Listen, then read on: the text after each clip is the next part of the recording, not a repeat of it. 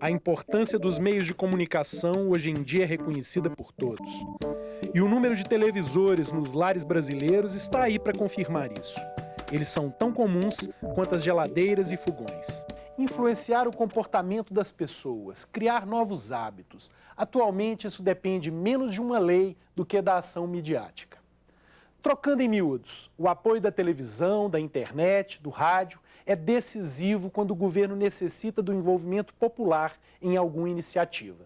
Pense em uma simples campanha de vacinação, por exemplo. É por isso que o artigo 21 da Constituição Federal determina: cabe à União, ou seja, ao governo federal, explorar diretamente ou mediante autorização, concessão ou permissão os serviços de radiodifusão sonora e de sons e imagens. O que isso quer dizer?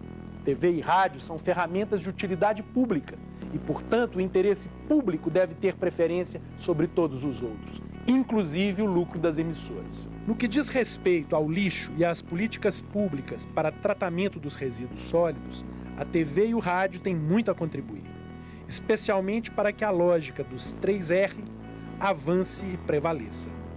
Os proprietários dos meios de comunicação devem ter em mente a importância do seu papel e sua responsabilidade social. E os profissionais de mídia e publicidade precisam de bom senso e capacidade crítica, além do compromisso com a causa do tratamento adequado do lixo. E o poder público? Bem, é ele que deve traçar as diretrizes a serem seguidas por esses meios de comunicação.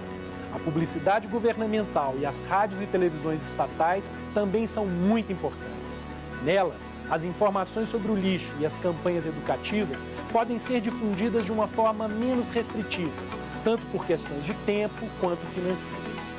Nessas rádios e TVs, as inovações tecnológicas, as iniciativas e os experimentos pioneiros, as administrações de destaque na abordagem da questão do lixo devem ganhar o reconhecimento devido e, consequentemente, força junto à opinião pública.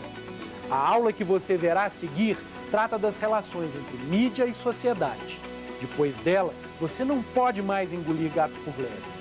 Leia, ouça e assista aos recados explícitos e implícitos da mídia, de uma forma crítica e ativa. A gente se vê no próximo programa.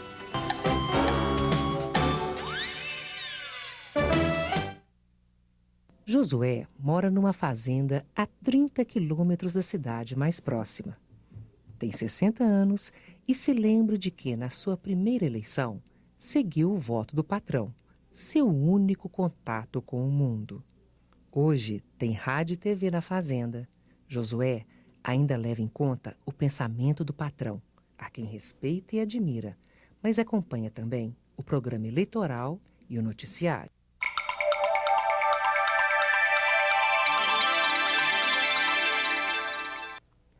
Com a evolução tecnológica, os meios de comunicação cumprem tarefa cada vez mais importante. Colocam em contato os brasileiros de norte a sul e os habitantes de todo o planeta, divulgando os fatos do dia a dia no país e no mundo. 50 anos atrás, a maioria dos brasileiros vivia no campo. A notícia chegava no lombo dos cavalos ou de jardineira, dias, meses depois do ocorrido.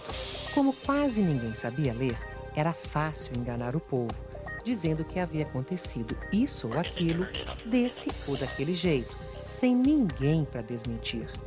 Com a evolução tecnológica, os meios de comunicação cumprem tarefa cada vez mais importante. Graças aos meios de comunicação, o problema de saúde pública de uma pequena comunidade pode ganhar repercussão nacional, merecendo análise de especialistas e providências das autoridades. Podemos saber o que se passa em outras comunidades e entender que os fenômenos econômicos ou climáticos vividos aqui frequentemente têm causas globais. Podemos ainda acompanhar os avanços científicos e tecnológicos, conhecer melhor a experiência dos povos mais desenvolvidos, comparando nossas instituições políticas e relações sociais com as deles. Além disso, rádio, TV, revistas e jornais mostram-nos opiniões e atitudes dos homens do governo e da oposição, permitindo comparar estilo, preparo e caráter. Quem faz a sua cabeça na hora da eleição? Durante a ditadura militar brasileira, que durou de 64 a 85, houve grande censura. Para que alguma coisa fosse publicada, devia ser examinada por gente com autoridade para proibir, em nome do Estado, o que violasse a então chamada segurança nacional. Espetáculos teatrais e novelas, como a primeira versão da novela Roque Santeiro, foram tirados do palco ou do ar. Jornalistas foram perseguidos, a exemplo de Vladimir Herzog, que morreu sob tortura nas dependências da polícia. Jornais tinham o conteúdo de suas páginas eliminadas. Fim da ditadura, retorno da liberdade de opinião e expressão.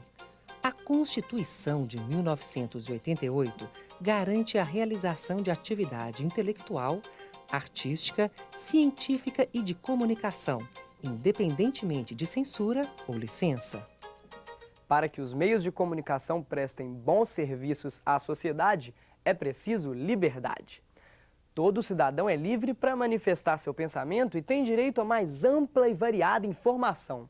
Alguém poderia dizer: liberdade demais passa, gera anarquia. Pois bem, a Constituição deu liberdade, mas com responsabilidade. Há regrinhas, como a que impede a divulgação de notícias, artigos, propaganda, novelas, etc., anônimas. Ou como a que dá aos ofendidos direito de resposta com a mesma visibilidade e alcance dado à ofensa. A Constituição também previu que quem se valer da liberdade dos meios de comunicação para atacar a honra dos outros tem de pagar indenização por danos materiais, morais ou à imagem.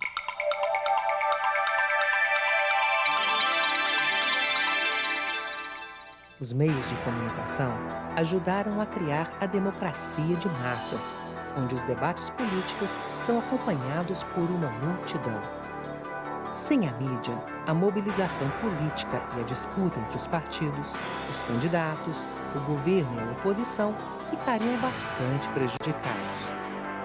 Boa parte dos brasileiros vive na metrópole, onde é impossível um contato corpo a corpo entre políticos e eleitores. Além disso, a imprensa, como muita gente diz, é uma espécie de quarto poder, que fica no pé dos poderes tradicionais do Estado, o legislativo, o executivo e o judiciário, e de outras forças sociais passíveis de crítica e fiscalização, como é o caso do poder econômico, dos partidos e dos sindicatos. As falas e imagens ficam gravadas, o que, se não impede a mentira, pelo menos dificulta o diz que diz. Qualquer besteira vira motivo de gargalhada ou dá direito a uma resposta à altura. A imprensa é formada por diversas entidades públicas e privadas. Isso garante até certo ponto que as tendências, as ideias e os preconceitos de uns se confrontem com os dos outros, estimulando o desenvolvimento de uma sociedade pluralista, aberta e pensante. Mas então só existem vantagens nessa relação entre político e eleitor por meio da comunicação de massa? Infelizmente, não. O progresso vem acompanhado sempre de novos problemas, como a superficialidade do discurso político e as manipulações na edição dos programas, na exibição dos debates, na divulgação das pesquisas de intenção de voto. Cada meio de comunicação tem suas características e segue, é claro, os interesses de seus donos. A TV e o rádio são rápidos, facilitam a vida de quem não sabe ler e podem ser vistos e ouvidos por muitas pessoas ao mesmo tempo, como forma de diversão, dando margem à troca de ideias entre os que compartilharam a informação. O jornal, por outro lado, exige mais esforço, mas em compensação, dá tempo para que a gente pense sobre as notícias e para que as pessoas entrevistadas, os políticos e jornalistas, expliquem com calma a sua visão das coisas. O leitor esperto sabe disso e percebe que tem que ir atrás de outras informações sobre o político para poder julgá-lo melhor sem embarcar na onda da beleza ou da fama. E você, acredita na imprensa? Pense nisso. Até a próxima aula.